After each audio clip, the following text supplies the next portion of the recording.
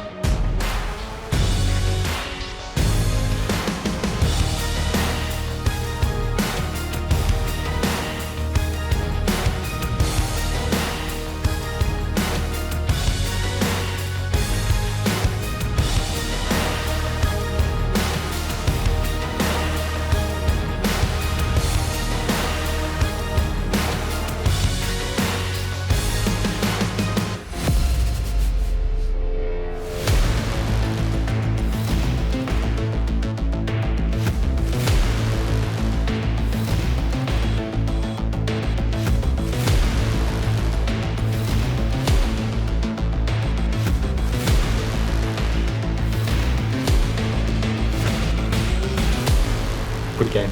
Okay. And they are off. Let's see what we have to start. Okay, so we open up with a very standard opening here. And Jonathan decides to play a very aggressive opening. As we'll see, just adjusting that piece. B5. This is called the Benko Gambit. It's a very, very, very aggressive opening where black attacks immediately on the queen side, sacrifices a pawn in order to get very quick development of his pieces and hopefully launch a successful attack. Now, Chessborn decides to actually reject the pawn sacrifice here and instead goes for a much more calm positional approach, which is very interesting given her style is actually a very attacking style. She instead decides to move the queen to protect the pawn on c4 and thereafter establish a large pawn center with this move pawn to e4. So white with all the space in the center, but black has managed to gain early space here on the queen side, and as a result we see Chessborn here trying to undermine that space advantage with her last pawn move. She now recaptures back on a3 with the rook. Very, very interesting position, probably reasonably novel. Jonathan playing in typical style here. Jonathan, aka OrcaChess, with the black pieces, fianchettoing that bishop. That's a standard play here.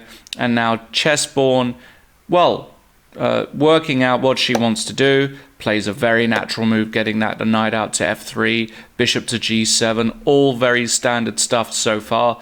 The question, though, is how is Chessborn going to continue here? What's her plan going to be? She's playing very, very natural moves, very good moves. The question is she, does she have a plan yet, or is she going to wait and see what happens after the opening phase? Both players playing extremely sensible chess so far.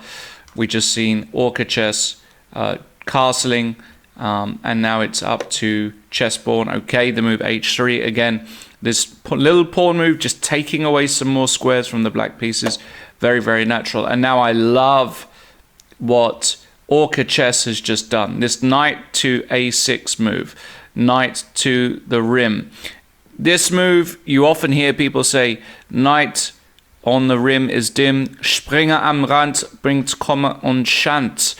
Not so in this case. That knight looking to spring into the b4 square, which is a beautiful hole in the position to attack the queen of Chessborn. And in the opening phase in general, we don't like to move pieces more than once. So this is a very, very strong move by OrcaChess. The game is still very balanced, but I have to say I like how black is playing so far. And we can immediately see that Chessborn is now in the think tank. Probably slightly unhappy with her position. She hasn't really got anything to really bite on in this opening. It's still completely fine. It's still in the balance. There's no clear advantage for either side just yet. I myself would like to play black here because I feel as though I've done everything I needed to do in the opening. Get my king castled, get my pieces out, create some play. And I think OrcaChess here is going to be extremely happy with his progress.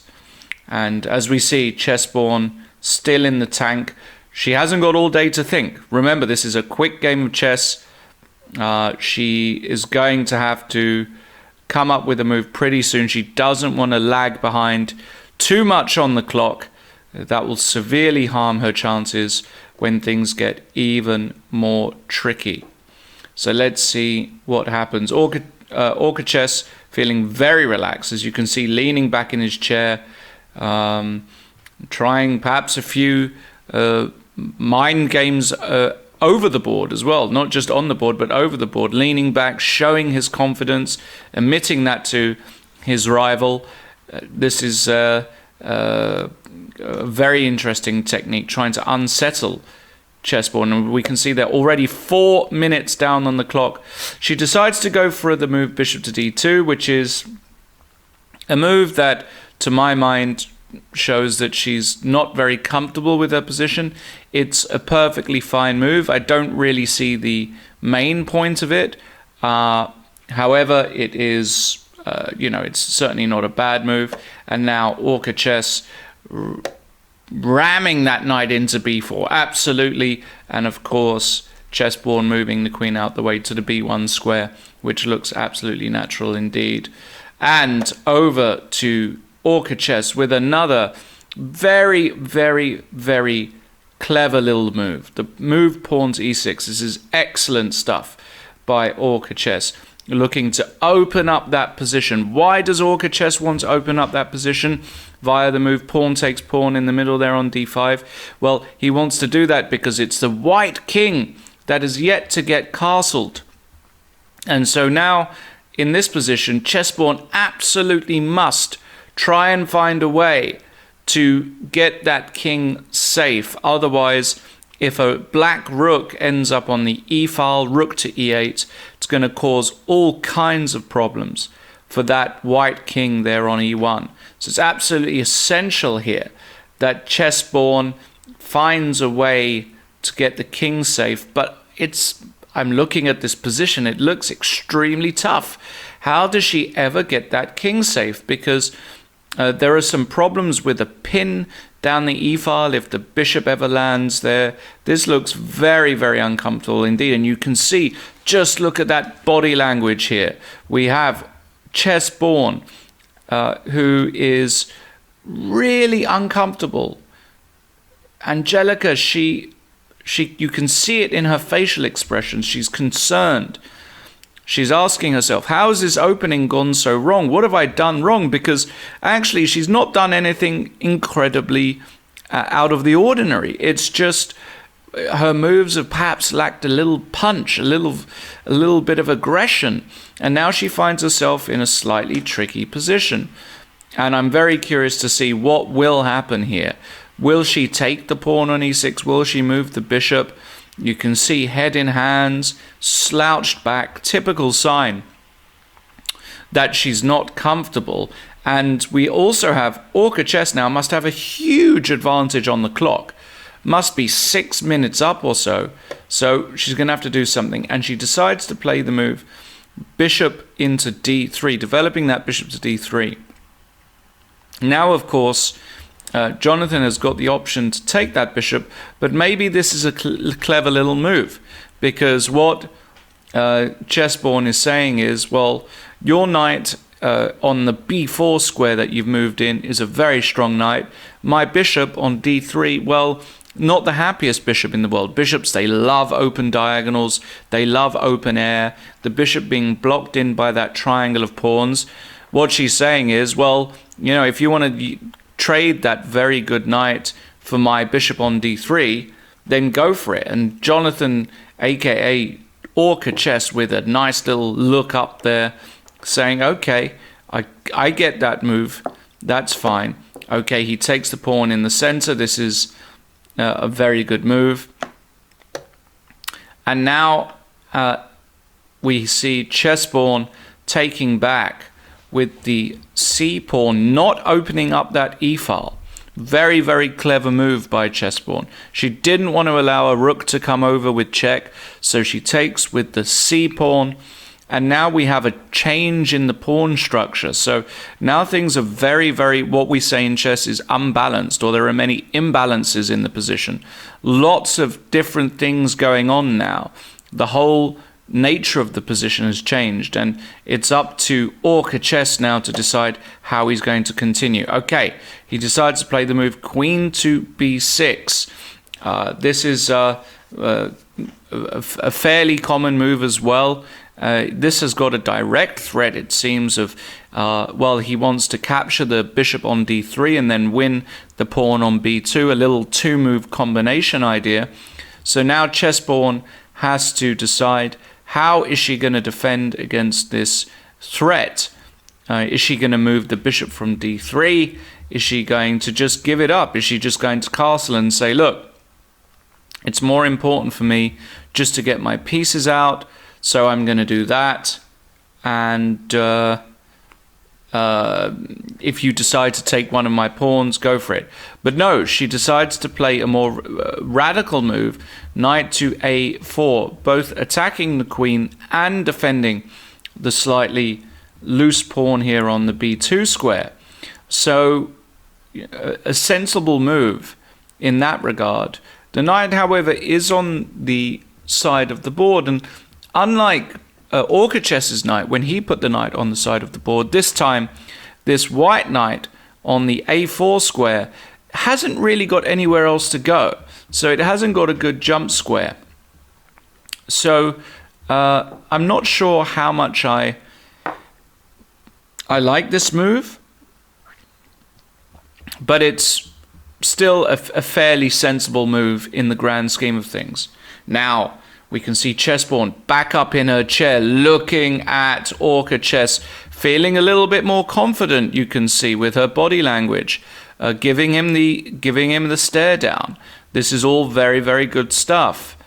How is now OrcaChess going to deal with this threat? OrcaChess about 3 minutes up on the clock, it seems, at the moment.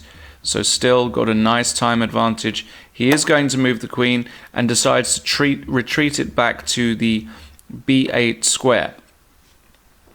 Okay, very sensible indeed. Back over to Chessborn. Now, if you're Chessborn here, you feel as though you gotta just get that king safe. Is she going to do that, or is she going to play another move? Nope, she does decide to play the natural move, which is to castle the king. Very, very sensible indeed. All right, and Jonathan now, aka OrcaChess, with the move a5.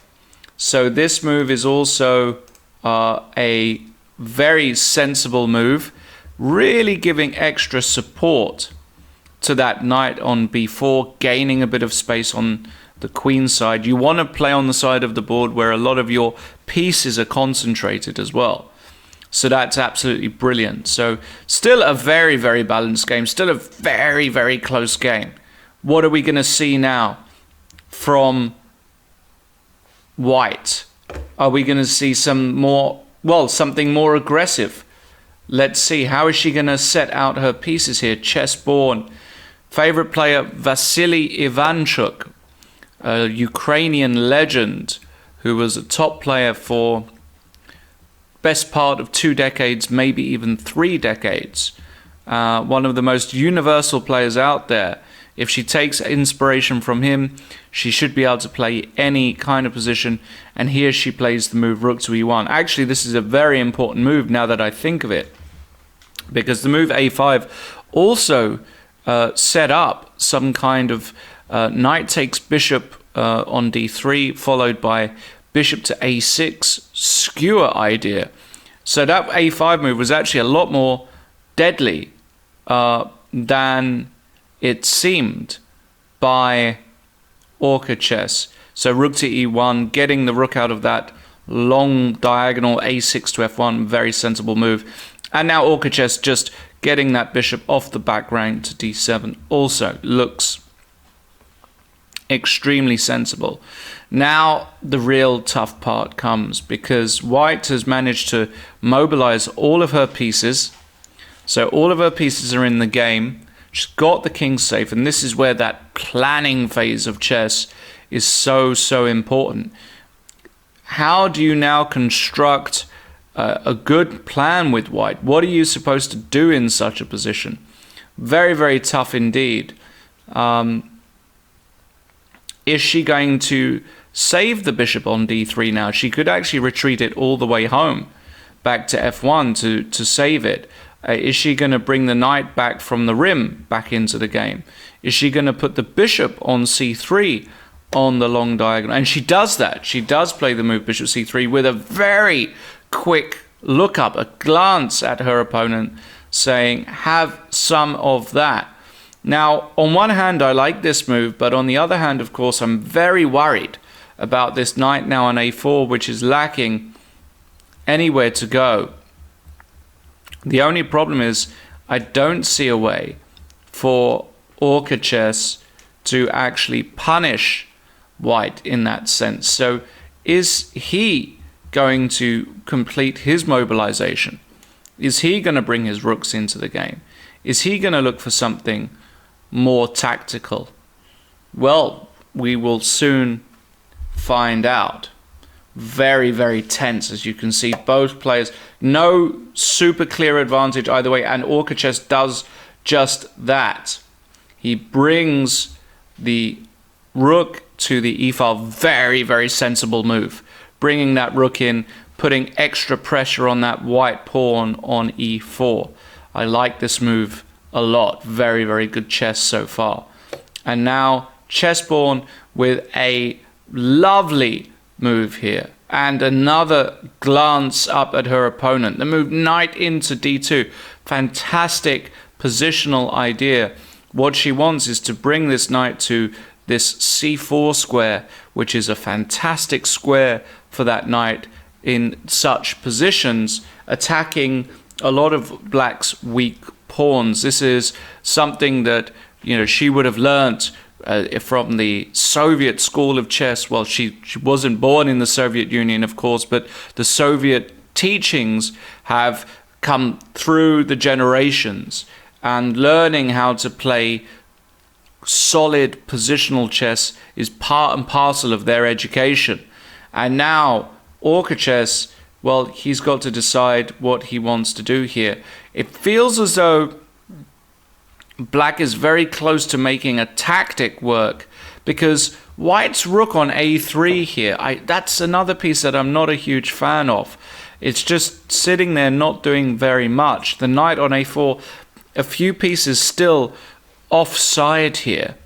So the big question is, how is OrcaChess going to punish white? Can he punish white? I don't see a knockout blow myself here. Very tense. I'm very curious to see what OrcaChess decides to go for. But one thing's for sure, it's going to get very spicy very quickly in this position. We could see a close-up there, super concentrated as well both of these players know we're reaching a critical moment in this game, in this position. And OrcaChess here, how is he going to proceed? Are we going to see another rook move? Are we going to see an exchange of pieces at all? Remember, we still have all of the pieces still on the board, and he does go for the exchange. Okay, so forcing matters now. Knight takes bishop, queen takes, and now bishop into b5, hitting that queen, saying, okay, let's get active. So now, this is a very clever move, actually. Let's see what Chessborn goes with on the next move, because one thing I'll say now, everybody watching, is that tactics are 99% of chess. Winning a piece, winning a pawn, whatever it may be, through a tactical mean is what decides most of games. And we're in one of those positions where there's so many pieces on the board. We've got the knight now that's jumped in, by the way, but has self-pinned itself. So that's a very dangerous move in itself. And now the queen coming off the back, connecting the rooks. So again, still a very, very tense position, very, very close position. And I'm curious to see what will happen. The time also ticking down here. We can see Chessborn, she was low before, she'll be well under 5 minutes by now. How is she going to react?